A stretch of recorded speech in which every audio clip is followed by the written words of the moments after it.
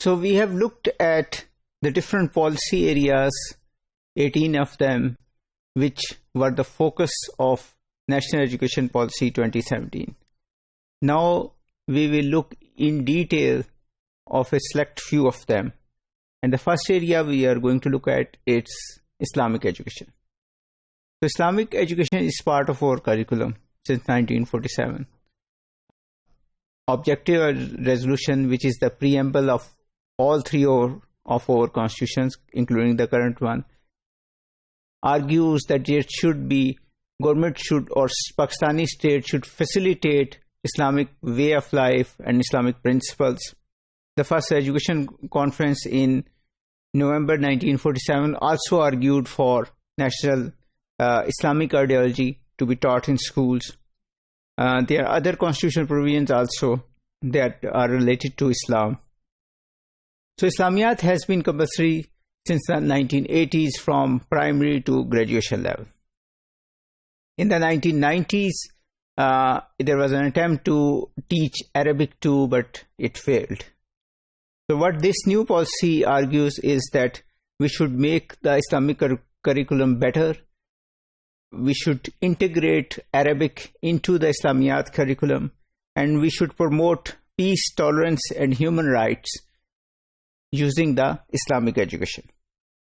The second area is early childhood education. Early childhood is very important. From 2 to 5 year olds is very important for physical growth and mental development.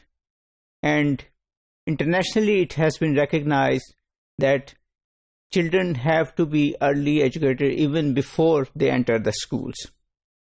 And in Pakistan, we had this national curriculum for early childhood education in 2006, and then the National Education Policy 2009 also talked about promoting this early childhood education, which in our areas is called Kachi.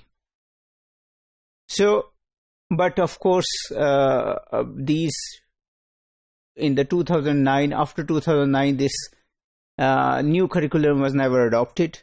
Currently, the pre-primary gross enrollment rate is only 74%, and the net enrollment rate is 36%. So what this policy aimed to do was by 2030, all, meaning 100% of the children will be going through this early childhood education. The next area is literacy and non-formal education. So literacy, the definition of literacy has been changed over the years in Pakistan, but the latest is that it focuses on 3 R's, which is reading, writing, and arithmetic. And the definition is: a literate is one who can read and write a paragraph in any language with understanding and can make simple calculations. In Pakistan, literacy has grown from less than 15% to more than 60%, but this has been a very slow change. Other countries has progressed much faster, and we even lag behind in South Asia or in comparison with other developing countries.